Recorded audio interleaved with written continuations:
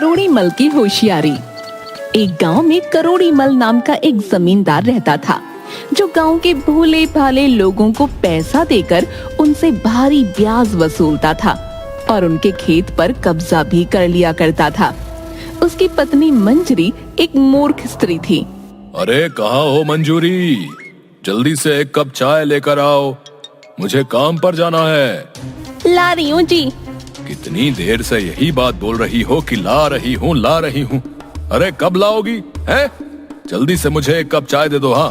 मंजरी एक कप चाय क्रोधित होकर करोड़ी मल को देती हुई बोली, ये लीजिए आपकी गर्मा गर्म चाय। बोल तो ऐसे रहे हैं जैसे कि खेत पर आप स्वयं हल जोतेंगे।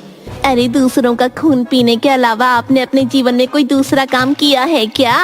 आज का दिन मेरे लिए बहुत शुभ है मंजूरी, सुबह सुबह ऐसी बातें करके मेरा मूड खराब मत करो। हाँ। अरे तो क्या गलत बोल रही हूँ जी? यहाँ से जाकर खेत पर आराम से कुर्सी पर बैठ जाओगे और 2-3 घंटे कपटा और संपत से अपने पैरों की मालिश करवाओगे। इसके अलावा और कोई काम है तुम्हें? ऐसी बात नहीं है मंजूरी, ये काम भी बड़ी मेहनत का होता है। तुम्हें तो खुश होना चाहिए कि तुम करोड़ी मल की बीवी हो। करोड़ी मल की होशियारी के सामने कोई टिक नहीं पाता। हाँ। जिसे आप होशियारी कहते हैं ना, उसे दूसरी भाषा में कमीनापन कहते हैं। एक बात याद रखिएगा, आपकी ये होशियारी ना एक दिन आपको जेल की सलाखों तक पहुंचा देगी। करोड़ी मल क्रोधित होता हुआ अपनी पत्नी से बोला, मेरी होशियारी मुझे जेल तक पहुंचाए या ना पहुंचाए, लेकिन मुझे पूरा विश्वास है कि तुम्हारी मूर्खता मुझे किसी दिन जेल की सलाखों तक जरूर पहुंचा देगी। इतना बोलकर करोड़ी मल अपने दोनों नौकरों की ओर देखकर बोला, ए कपटा, ए संपत, ए ऐसे क्या देख रहे हो रे? चलो जल्दी से, अगर यहाँ पर कुछ देर और रुका तो मेरे दिमाग का दही हो जाएगा। चलो। करोड़ी मल अपने खेत में जाकर कपटा और संपत से पैर दबवाने लगा। कपटा, मुझे बताओ कि अब गांव में कौन कौन रह गया है जिसके खेत अब तक हमारे नहीं हुए? अभी तो आधा गांव है सरकार। क्या? तो फिर मेरी होशियारी का क्या फायदा? मैं इतनी मेहनत से पैसा कमाकर लोगों को ब्याज पर पैसा देता हूँ और भारी सूद लगाकर उनसे मनमानी करता हूँ, और अभी सिर्फ गांव के आधे खेत ही हमारे हुए हैं। निकम्मो, दिन दिन भर मेरी रोटियां तोड़ते हो तुम दोनों। कोई मुझे अच्छा उपाय नहीं दे सकते? इतना कहकर करोड़ी मल ने एक लात कपटा के मुंह पर मार दी। सरकार, एक किसान अभी है जिसने आपके अभी तक पैसे नहीं लौटाए। आज उसके पास 12 बजे तक का वक्त था सरकार, वो अपने वक्त से 5 मिनट लेट है। कौन है वो? अरे वही अपना रतन, जिसके खेतों पर आपकी बहुत सालों से नजर है। संपत की बात सुनकर करोड़ी मल की आंखों में चमक आ गई। मैं अभी रतन का हिसाब किताब देख कर आता हूँ, तुम दोनों यहाँ से कहीं मत जाना। इतना कहकर करोड़ी मल वहाँ से चला गया। मेरी समझ में नहीं आता संपत की, आखिर ये बंदर जैसी शक्ल वाला करोड़ी मल अपने आप को समझता क्या है यार? हाँ गप्ता, पता नहीं अपने आप को समझता क्या है। बोलता तो ऐसे है जैसे कि इससे ज्यादा चालाक सारे संसार में कोई नहीं। अरे काहेगा समझदार, अरे एक नंबर का मूर्ख इंसान है, एक नंबर का। सही कह रहे हो संपत भाई, गांव के लोगों को ब्याज पर पैसा देता है और उसके बदले में उनकी जमीन उनसे छीन लेता है, और इसे ये मूर्ख अपनी अक्लमंदी बताता है। कभी न कभी तो इसका भांडा जरूर फूटेगा, देखना। चिंता मत कर, इसकी मूर्ख पत्नी ही इसके काल का कारण बनेगी भाई, देखना। तभी वहाँ पर करोड़ी मल आ गया। चलो मेरे साथ रतन के घर पर चलो। इधर रतन अपनी पत्नी के साथ बैठा खाना खा रहा था। तभी जमींदार अपने साथियों के साथ आधम का, मुझसे कर्जा लेकर चुकाने के बजाय तू यहाँ आराम से खाना खा रहा है, और वो भी पनीर की सब्जी है। लेकिन जमींदार साहब, अभी तो मेरे पास 15 दिन का वक्त है। जमींदार ने गुस्से से संपत की ओर देखा। तू तो बोल रहा था कि पैसा लौटाने का आज इसका वादा था। ये झूठ बोल रहा है सरकार, आपको मेरी बात पर यकीन नहीं है। हम भी इस गांव में आपके सच्चे और वफादार नौकर हैं। हाँ, मेरे नौकर कभी मुझसे झूठ नहीं बोलते। तेरी मोहलत खत्म और तेरे खेत मेरे। ऐसा जुल्म मत कीजिए सरकार। ठीक है, आप मुझे कल तक की मोहलत दे दीजिए। ठीक है, कल दोपहर तक का वक्त देता हूँ तुझे। जमींदार वहाँ से चला गया। रतन की पत्नी सुनीता रतन से बोली, अभी तो फसल कटी भी नहीं, पैसे कहाँ से दोगे? खेत बचाने के लिए मेरे मन में जो आया मैंने बोल दिया। गई भैंस पानी में, सत्यानाश, अब तो खेत भी गए हाथों से।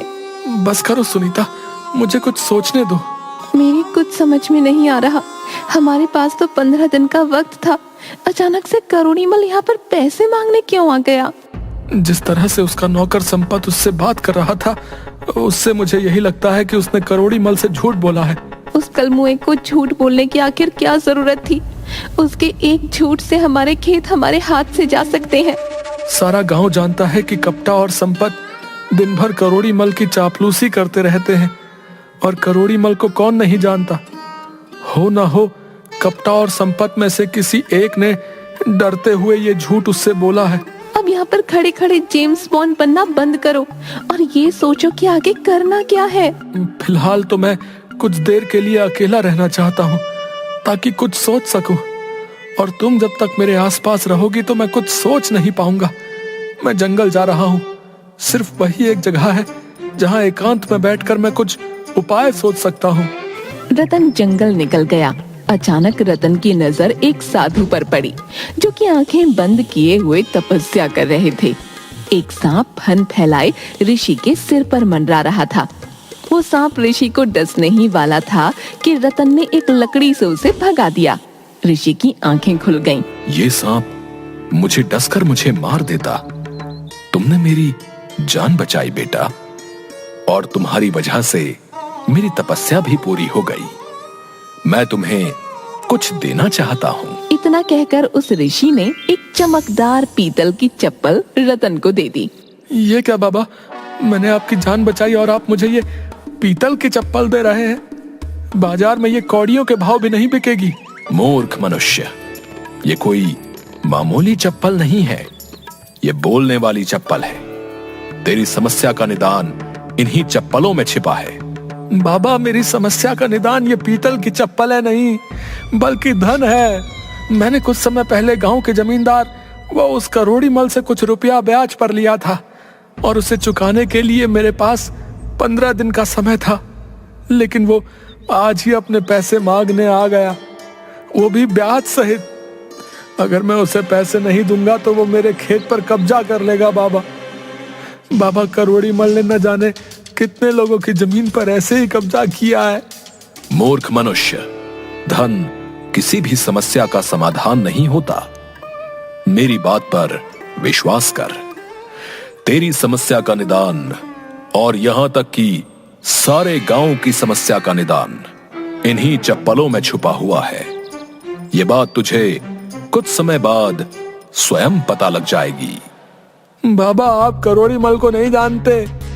अरे, उसकी होशियारी के आगे आज तक कोई नहीं टिक पाया। बाबा, चिंता मत कर बच्चा, करोड़ीमल की होशियारी धरी की धरी रह जाएगी मेरी इन बोलने वाली चप्पलों के आगे, जो मैंने तुझे दी है। बाबा, लेकिन ये कहाँ बोल रही है? ये तो बड़ी साधारण चप्पल लगती है। ये अपनी मर्जी से बोलती है। समय आने पर तू सब जान जाएगा। चप्पल पहन ले और निश्चिंत होकर अपने घर चला जा। रतन वहाँ से चुपचाप चला गया और अपने घर के बाहर अपने आप से बोला, सुनीता को नहीं बताऊंगा उस बाबा के बारे में, नहीं तो सारे गांव में ढिंडोरा पीट देगी। बोल दूंगा कि मोहन के घर पर गया था पैसे उधार मांगने के लिए, मगर मोहन ने पैसे तो उधार नहीं दिए, ये पीतल की चप्पल मुझे पकड़ा दी। रतन के घर में घुसते ही उसकी पत्नी सुनीता ने सवालों की बौछार कर दी। इतनी देर जंगल में कैसे लग गई आपको? मैं आपका कब से इंतजार कर रही थी। मेरे मन में कितने बुरे बुरे विचार आ रहे थे। आप जानते हैं मुझे आपकी कितनी चिंता हो रही थी। और ये चप्पल आपको कहाँ से मिली? तभी उस चप्पल से रतन की ही आवाज आने लगी, जो उसने बाहर अपनी पत्नी के बारे में बोला था। नहीं बताऊंगा, नहीं तो तुम सारे गांव में ढिंडोरा पीट दोगी। ये सुनकर सुनीता का गुस्सा 7वें आसमान पर पहुंच गया। क्या कहा तुमने? तुम्हारी हिम्मत कैसे हुई ये बोलने की? सुनीता, ये मैंने नहीं बोला। तो फिर किसने बोला? मुझे क्या मूर्ख समझा है? रतन ने सारी घटना सुनीता को बता दी। सही बोल रहे हो, मुझे कुछ लगा ही था कि आवाज इन चप्पलों से आई है। वैसे भी साधु महाराज ने कुछ सोच कर ही बोला होगा। चलो अब सो जाओ। अगले दिन रतन जमींदार करोड़ी मल के खेत में चला गया। अरे क्या बात है रतन, इतनी जल्दी तुमने पैसों का इंतजाम कर लिया? नहीं करोड़ी मल जी, मैं आपसे बहुत जरूरी बात करने के लिए आया हूँ। अब मेरे इतने बुरे दिन आ गए कि मैं तुमसे जरूरी बात करूंगा, हैं? जल्दी बोलो, मुझे बहुत जरूरी काम से कहीं जाना है। करोड़ी मल जी, अगर आप मुझे कुछ दिनों की और मोहलत और दे देते तो मेरे लिए अच्छा हो जाता। ये बात तो तुमने बिल्कुल सही कही है। तुम्हारे लिए बहुत अच्छा होता, लेकिन मेरे लिए ये बिल्कुल भी अच्छा नहीं है, समझे? मैं आपकी बात का मतलब नहीं समझा। अब मैं इस मूर्ख को कैसे समझाऊं कि मैं इसकी जमीन का सौदा एक बहुत बड़े बिल्डर से करके आ गया हूं और आज उस बिल्डर के जरिए मुझे बहुत भारी रकम मिलने वाली है। अब नहीं रतन, मेरी जुबान से निकले हुए शब्द तीर की तरह हैं। मैं तुम्हें अब और मोहलत नहीं दे सकता। तभी करोड़ी मल की नजर रतन की चप्पल पर पड़ी। मुझे देने के लिए तुम्हारे पास पैसे नहीं हैं, हैं? लेकिन पहनने के लिए ये पीतल की चप्पल जरूर है। करोड़ी मल जी, ये चप्पल मेरी नहीं है। लेकिन अब मेरी नजर इस पर पड़ गई है तो ये मेरी ही हुई। लाओ, इसे मुझे दे दो। ये चप्पल सिर्फ मेरे पैरों को शोभा देगी। लेकिन मेरी बात तो सुनिए, ये चप्पल।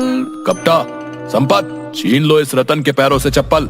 आज शुभ काम करने में यही चप्पल पहनकर जाऊंगा। कपटा और संपत ने वो चप्पल रतन से छीन ली और उसे मार कर वहाँ से भगा दिया। करोड़ी मल ने वो चप्पलें पहन ली। ओफो, चप्पल पहनते ही मुझे तो जोरों से आने लगी भाई। बाथरूम के बाहर करोड़ी मल ने वो चप्पलें उतार दी। उसके बाथरूम में घुसते ही कपटा और संपत ने उसकी बुराइयां फिर से करना शुरू कर दी। अरे यार संपत, इस सेठ की चापलूसी करते करते यार मैं तंग आ गया हूँ यार। सही कहा यार, एक तो दिन भर इसकी चापलूसी करो है और ऊपर से इसकी मार भी खाओ यार, है? किसी दिन साले को चाय में ना जहर देकर इसको जान से मार दूंगा यार मैं। सही कहा यार, है? भगवान खुश होकर हमारे सारे बुरे कर्मों को माफ कर देगा यार। तभी करोड़ी मल बाथरूम से बाहर आया। वो दोनों चुप हो गए। सेठ ने जैसे ही चप्पलें पहनी, अचानक वो चप्पलें कपटा और संपत की आवाज में बात करने लगी। अरे यार संपत, है? इस सेठ की चापलूसी करते करते तो मैं तंग आ गया हूँ। सही कहा यार, एक तो दिन भर इसकी चापलूसी करो और ऊपर से इसकी मार भी खाओ। किसी दिन साले को चाय में जहर देकर इसे मैं जान से मार देंगे। नमक हरामो, है? तो तुम मेरे बारे में ये सोचते हो? मैं अब तक अपनी आस्तीन में सांपों को पाल रहा था। इसका मतलब ये जादुई चप्पल है। इतना बोलकर जमींदार ने कपटा और संपत को पीट कर भगा दिया और अपनी पत्नी मंजूरी के पास आकर बोला, सुनो मंजूरी, आज घर पर एक बिल्डर आने वाला है गांव की जमीन खरीदने। वो वहाँ पर कोई प्लांट या बिल्डिंग बनाना चाहता है। तुम चाय नाश्ते में कोई कमी नहीं रखना, वो बहुत मोटी रकम लेकर आने वाला है। आपकी होशियारी का भी कोई जवाब नहीं है। उस मूर्ख को तो ये भी नहीं पता होगा कि जो जमीन वो खरीदने आ रहा है वो जमीन तुम्हारी है ही नहीं, बल्कि उन गांव वालों की है जिन्हें तुमने थोड़ी सी रकम दी थी और बदले में भारी ब्याज लगाकर उनसे उनकी जमीनें छीन ली। उसे तो ये पता ही नहीं है कि तुम इंसान की खाल में छुपे हुए भेड़िए हो, जिसने गरीबों का खून चूस चूस कर इतनी दौलत कमाई है। चुप हो जाओ मंजूरी, चुप हो जाओ। दीवारों के भी कान होते हैं। ये बातें अभी बोलनी जरूरी है क्या? कुछ देर बाद वो बिल्डर आ गया। जमींदार उस बिल्डर की चापलूसी करने लगा, मगर अचानक वो चप्पलें सेठ करोड़ी मल की पत्नी की आवाज में बोलने लगी। जी उन्हें तो ये पता ही नहीं है कि ये गांव की जमीनें तुम्हारी है ही नहीं, बल्कि उन गांव वालों की हैं जिन्हें तुमने थोड़ी सी रकम दी थी और बदले में भारी ब्याज लगाकर उनसे उनकी जमीनें छीन ली। उन्हें तो ये पता ही नहीं है कि तुम इंसान की खाल में छुपे हुए भेड़िए हो, जिसने गरीबों का खून चूस चूस कर इतनी दौलत कमाई है। बिल्डर एक ईमानदार इंसान था। उसकी समझ में सारा माजरा आ गया। उसने गुस्से से जमींदार की ओर देखकर कहा, तुम्हें शर्म आनी चाहिए। तुम गांव वालों की जमीनों पर कब्जा कर लेते हो। मुझे ऐसी जमीन पर कोई बिल्डिंग नहीं बनानी जहां पर सैकड़ों गांव वालों की हाय लगी हो। तुम्हें तो जेल में होना चाहिए। ये तो अच्छा हो भाभी जी का, जिनके मुंह से सच्चाई बाहर आ गई। लेकिन मैंने तो कुछ बोला ही नहीं। इतना कहकर बिल्डर ने पुलिस को फोन कर दिया। पुलिस ने जमींदार को गिरफ्तार कर लिया। करोड़ी मल पुलिस के हाथ जोड़ने लगा। मुझे अरेस्ट मत करो थानेदार साहब, मैं सबकी जमीन वापस कर दूंगा। अरे चुप कर, चुप कर। जिन जमीनों को तू वापस करने की बात कर रहा है वो तेरी या तेरे बाप की नहीं है, रे गांव वालों की है। वो तो उन बेचारों को वैसे भी वापस की जाएगी और तू अब सारा जीवन जेल की चक्की पीसेगा, समझ गया? करोड़ी मल की सारी होशियारी धरी की धरी रह गई।